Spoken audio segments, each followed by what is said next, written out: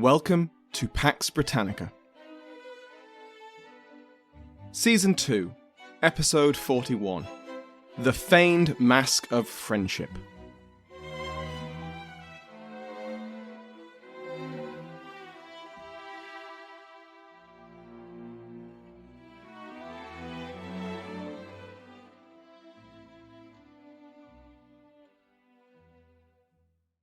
Welcome back to Pax Britannica. I'm your host, Samuel Hume. Before we begin today, I'd like to thank my Patreon House of Lords, which has been joined by the Marquess of Exeter, Tyler Simpson, Viscount Discount, Neil, Viscount Johnson, Baron Commander Two-Hander, Julian Baron Frankel, and Steve Cloutier has been elevated from the Earldom of Chester to the Marquessate of Hull. Like all other patrons, they can now listen to this and every other episode ad-free. Go to patreon.com/PaxBritannica to find out more. Last time, we covered how the English colonies in the Caribbean and North America reacted to the early years of the English Civil War. Highly aware of how precarious their situations were, the colonial governments mostly did whatever they could to stay out of it, whether they backed the king or Parliament. Civil disorder posed a serious risk to the welfare of the colonies, to their vital trade with Europe and each other, and to their political stability. The prospect of the Civil War gaining a colonial theatre was too nightmarish to consider. And so, apart from some colonies stating their support for one party or the other, the colonial governments remained passive during the early years of the conflict. For example, the colonies of New England, which largely sympathised with Parliament, insisted that their harbours were neutral ground, or neutral waters. On the opposite side of the spectrum of opinion, the Crown Colony of Virginia declared its loyalty to Charles I as their sovereign lord, but was fully prepared to punish royalists who were too vocal about their royalism in case it threatened public order. As we also covered last time, the colonies were very aware that the Civil War back home left them incredibly vulnerable to external attack. England hadn't been this militarised in generations, certainly not since the Military Revolution, but all those armies and soldiers were slightly preoccupied trying to shoot and stab each other. If a foreign power, either European, colonial, or indigenous, took notice of this fact, and tried to make the most of this opportunity, there wouldn't be much help coming from Europe. So, with that incredibly obvious foreshadowing, let's reintroduce the Powhatan Confederacy. We last saw the Powhatan Confederacy, or the Powhatan paramount chiefdom, back in Season 1.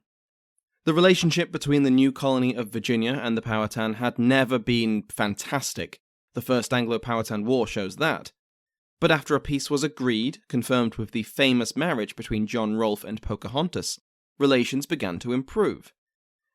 But tensions remained between the colonists and the natives, and in 1622 the new chief Opechancanough orchestrated a daring and devastating surprise attack. Between a quarter and a third of the fledgling Virginian colony was killed, and it sparked a war which lasted a decade, between the Virginians and their native allies, and the Powhatan and their allies. The Second Anglo-Powhatan War was incredibly bitter and long-lasting. Every year, the Virginia militia marched to burn Powhatan villages and fields, and likewise, unprotected Virginian crops were destroyed by the Powhatan. In 1623, a Powhatan delegation met with the colonists to discuss peace terms, but instead they were poisoned and butchered, and in 1624 a pitched battle was narrowly avoided. Despite a temporary truce towards the end of the decade, the violence would continue until 1632, when a longer-lasting peace was agreed. But just like after the First War, the causes of the violence remained: the growing Virginian population and the ever-increasing acquisition of land by hook or by crook. So, 12 years later, the Third Anglo-Powhatan War would erupt. This war has been surprisingly difficult to find information on. It's not as popularised as the First War, which famously included Pocahontas. The Second begins with a dramatic surprise attack and lasted a decade. Both appear in nearly every history of early English colonisation and early America. The Third War does appear in local histories and journals dedicated to Virginian history, and it is referenced in other works with broader focuses. but it's quite surprising how many texts just brush over it. Despite the 1632 peace, relations between the tribes of the Powhatan and the colonists were, let's say, strained throughout the rest of the 1630s. Intermittent violence was a standard part of this relationship. But, into the 1640s, the relationship began to improve. In 1640, a colonist was arrested by the colonial authorities for killing a member of the Powhatan. Not necessarily for the killing, but because it was a case of mistaken identity. Quote, "Whereas certain goods being stolen by an Indian out of the plantation wherein John Burton liveth, whereupon the said Burton, meeting with another Indian, and supposing him to be the same who had formerly stolen the said goods, the said Burton did violently kill the said Indian, which hath since upon due examination proved not the same which had stolen the goods as aforesaid, whereby much danger may arise unto the said Burton, or some other of our nation, in revenge of the death of the said Indian, so killed by the said Burton."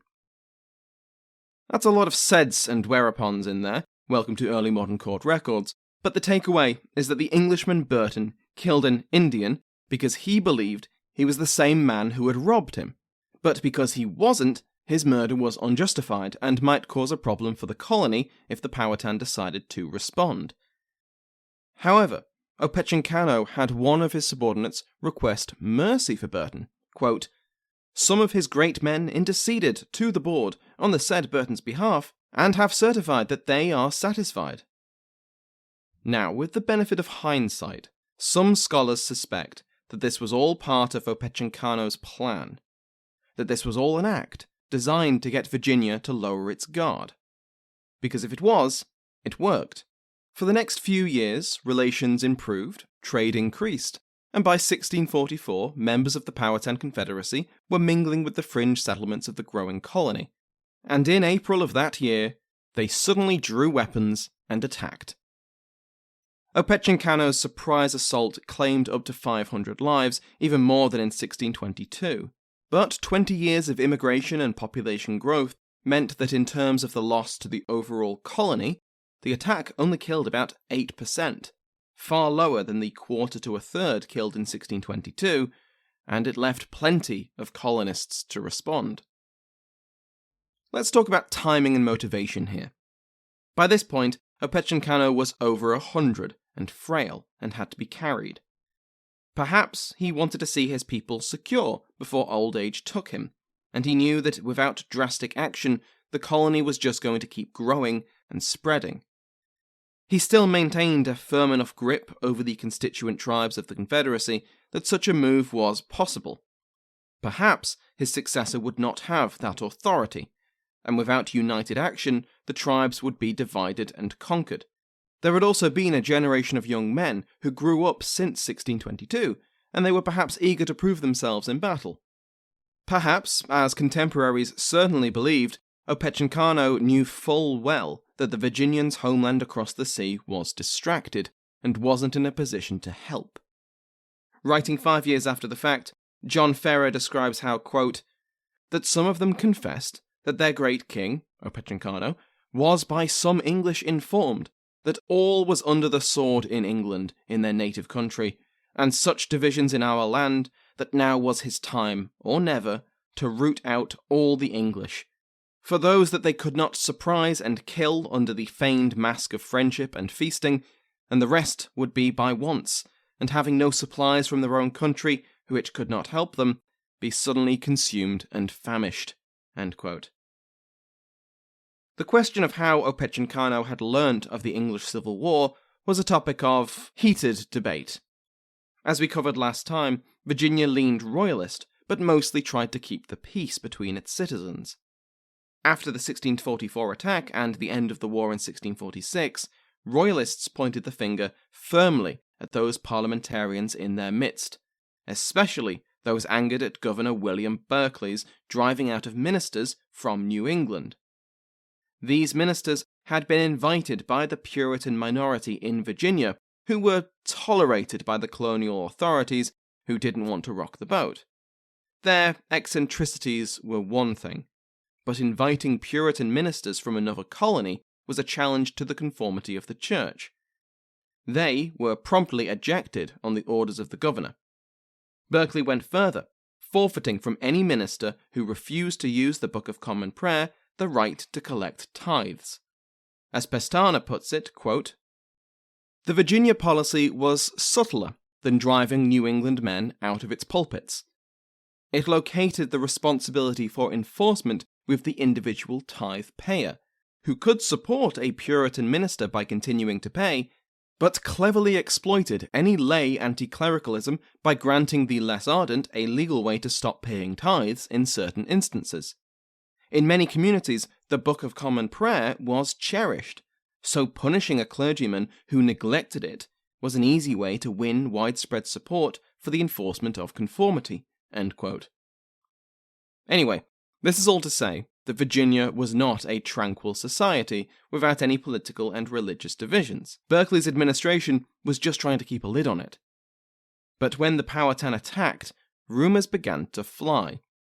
Parliamentarians and Puritans, the two traits were indistinguishable to some, were clearly acting as early modern Fifth Columnists, who had obviously informed Opechancanough that now the time was right.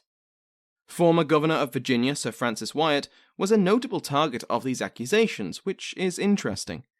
Firstly, Wyatt had been governor during Opechancanoug's first attack in 1622, hardly the stuff that friendships are made over.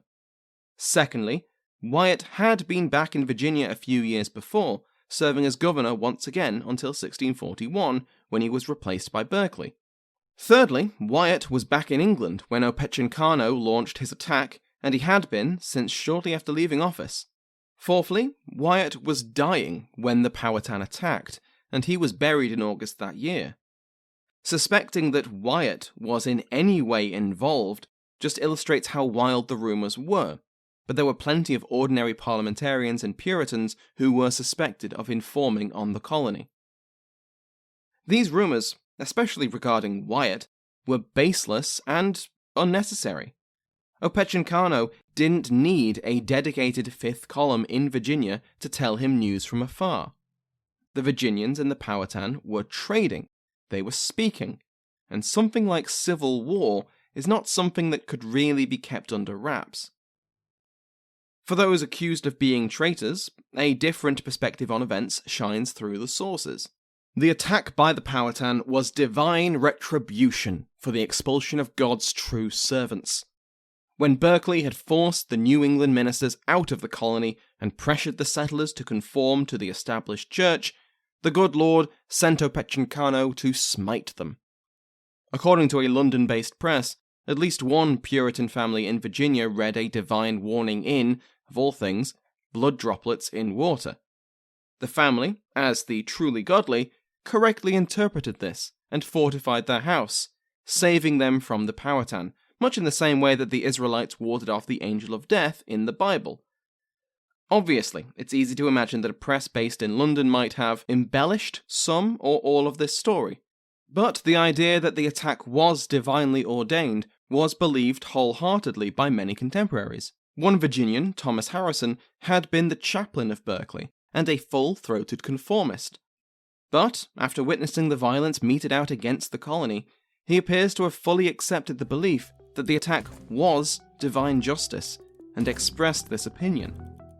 This didn't make him popular, and he was soon on a boat out of the colony.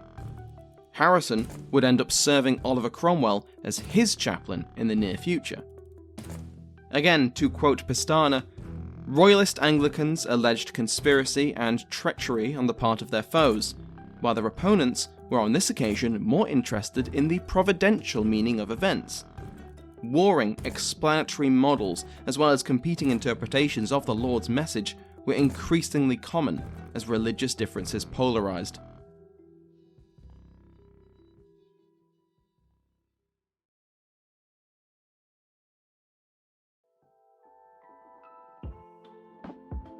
Hello and welcome to an advertisement for Why Though, a personal journey through my record collection. This is the show that asks that most important of all questions. Why is this record in my collection, and is it any good?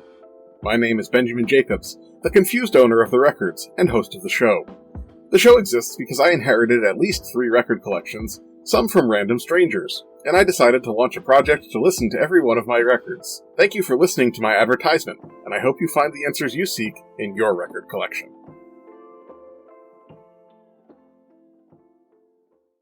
Whatever his reason for launching the attack now, it's hard to imagine that Opechancanough expected to completely expel the English. Virginia now numbered about 8,000 people, far too many to completely subdue or exterminate, even if he wanted to, and it's not quite clear that he was that bloodthirsty despite what contemporaries claimed. What he was probably aiming for was to chasten the colony. They were constantly encroaching on land claimed by the Confederacy. Violence from colonists was rife, and while the English weren't as energetic in their conversion of the natives as some other colonial powers, they still did propagate Christianity where they could. But whatever Opechancanoug's intentions, whether he wanted to wipe out the colony entirely or just remind the Europeans to stay in their lane, after this initial attack, things went very badly for the Confederacy. With their much larger numbers, the experience of fighting indigenous forces over the last 4 decades, and a seemingly unprovoked surprise attack to motivate them, the Virginians relentlessly executed the war. Berkeley embarked on a strategy of divide and conquer. Because, as we've mentioned, the Powhatan Confederacy was just that. A confederacy of multiple tribal nations who spoke an Eastern Algonquin language. Opechancanough was of the Pamunkey, the largest and most influential of these nations, but far from the only one. The Virginians first targeted the Pamunkeys, as well as the Chickahominys, in a series of raids which burned down buildings and crops. Then they targeted the Nansemond, the Appomattox, the Weyanoke, and the actual Powhatan tribe. The death toll and the destruction was enough to shatter the bonds which bound the constituent tribes to the authority of the Pamunkey.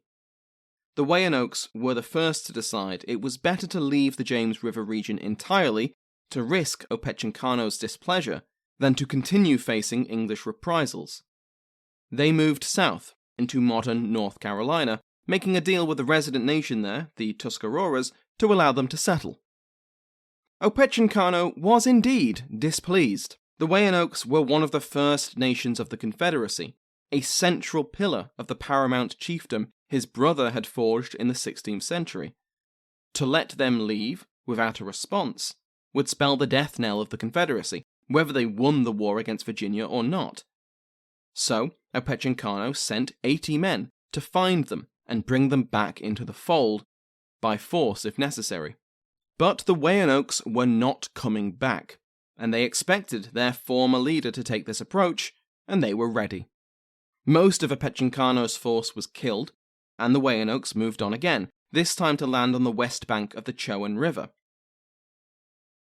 After a year of warfare, the Virginians were clearly winning.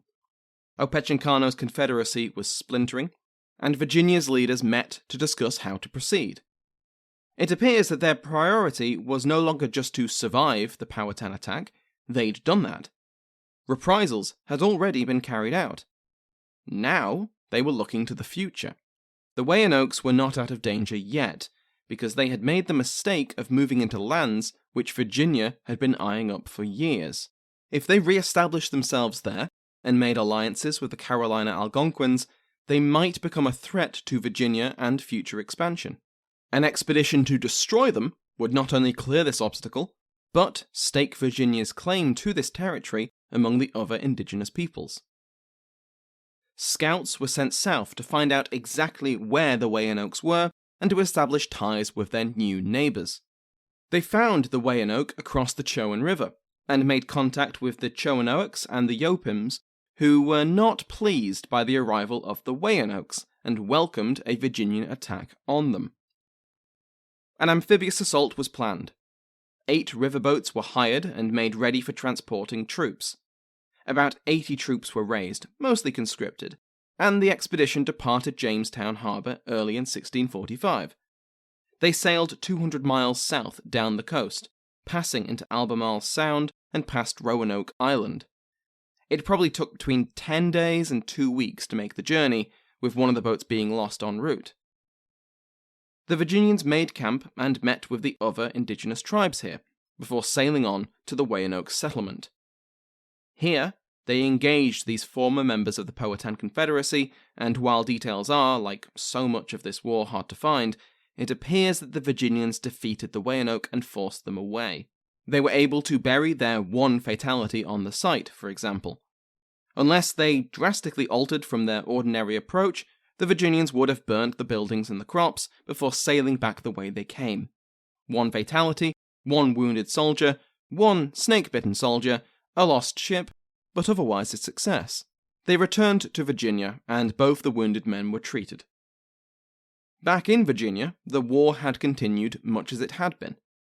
Throughout the rest of 1645 and into 1646, the Powhatan were ground down with ceaseless raids, which devastated not just the people, settlements, and crops of the Confederacy, but also its cohesion. Opechancanoug's control over the tribes was already collapsing when William Berkeley led a march against his capital. The settlement was taken, and the centenarian Opechancanough was taken prisoner and returned to Jamestown. He wasn't imprisoned for long, though. A colonist who was assigned to guard the ancient chief took it upon himself to shoot the old man in the back. His successor as paramount chief was a man called Necatowance, whose first job was to make peace with the Virginians. Berkeley drafted a treaty, which the General Assembly approved, which can be found online, and a link is in this episode's description. Under the terms of the treaty, the Powhatan Confederacy and all of its members surrendered their claims to lands settled by the English and lands they intended to settle between the York and James rivers from the coast to the falls. They acknowledged Charles I as their overlord and promised an annual tribute of 20 beaver skins, essentially a tokenistic symbol of submission. In return, the Virginians acknowledged the Powhatan right to a reservation north of the York River. Part of the treaty expresses the Virginian claim to the region they had just forced the Weyanokes from, and forbade any of the Powhatan from residing there. Warren M. Billings puts it this way: the Treaty of 1646 marks the colonists' first real effort to devise a program for governing Indian relations. In adopting the treaty, Berkeley and the General Assembly laid the foundation for a policy which remained in effect for nearly 30 years. As adumbrated in the treaty, the policy contained 3 objectives: erecting a defensive perimeter on the frontier, eliminating as many contacts between the two peoples as possible, and subjugating all those Indians who lived within or near English settlements. A string of forts had been constructed in 1645. After 1646, more were added, and these became the colony's main defense against future attacks. To reduce tensions, in October 1649, the Assembly outlawed the casual killing of Indians, which had been permitted in the treaty, and forbade the English from keeping Indian children. End quote. Dennis Montgomery notes that, quote, by restricting the Indians to lands north of the York, the settlers acknowledged for the first time that these original Americans had need of territory of their own, free of colonization. Of course, that didn't last, as it almost never did in reservations granted the Indians. Human tides washed away solemn promises. End quote. Because that is the future. As Virginia continues to expand its population, more and more land will be demanded, whatever the promises made in 1646. Thank you to my House of Lords, including but not limited to a King's favourite Mike Sanders, the Duke of Bracewell, David Braswell, the Marquis of Queensberry, Brent Sitz, and the Earl of St Albans, Matt Anderson. Remember that every patron, regardless of rank, receives an RSS feed which you can put in any podcast app to listen to the podcast ad-free. Thank you to everyone who has supported me on Patreon or donated through PayPal, left a review, or told a friend about the podcast. Thank you to Sounds Like an Earful for the interval music used in today's episode, to my entire House of Lords, and to you for listening.